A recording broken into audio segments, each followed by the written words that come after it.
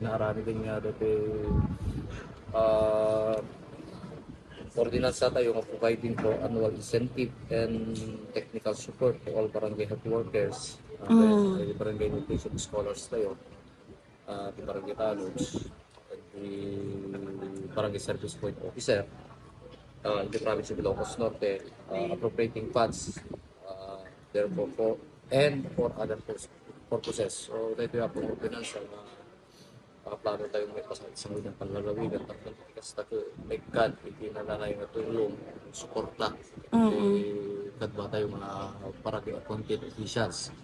So barangay appointed officials ko na kami Ma'am Denise, dati ko na po nga pagkatawin ko barangay based institution dahil saan for the information of the kami na po dahil base WBNS, BSPO, barangay Tanos, they are part as in the barangay as barangay appointed officials. Okay. So, manayunan to deti kwada sir. May titad nga honorarium da So kadto. nakita ma'am ko authority from the pundo ti barangay basit lang apo. Actually quarterly dalang agaw-awat. So they have a minimum of I think at 800 pesos per quarterly plus they depende dati barangay no ka no dati nabatbati pa nga pundo dang mausar para kada kita insentibo da para December isupay no patinayon na.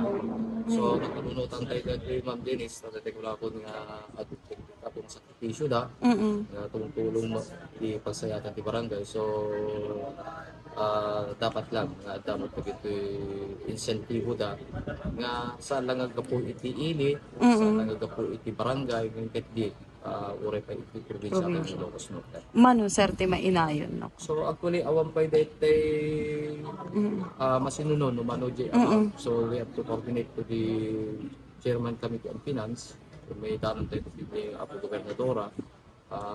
Actually at magkit din dito apo nga programa iti gobyerno probinsya I think they have given 2,000 per head per amin nga BSWT, BNS, BSPO, barangay talo, including the barangay officials, ada dati 2,000 nga may tagtanyada year-end data. So kaya tayo lang po ba, nga dati yung kapayarabitan to ordinansa, tapon itikasta, at panindat yung galintag, yung ordinansa, ikiprobinsya tayo, tapon itikasta, tinauntod nga at dati ito nga insentibo nga awatin dati ito other barangay appointed officials tayo.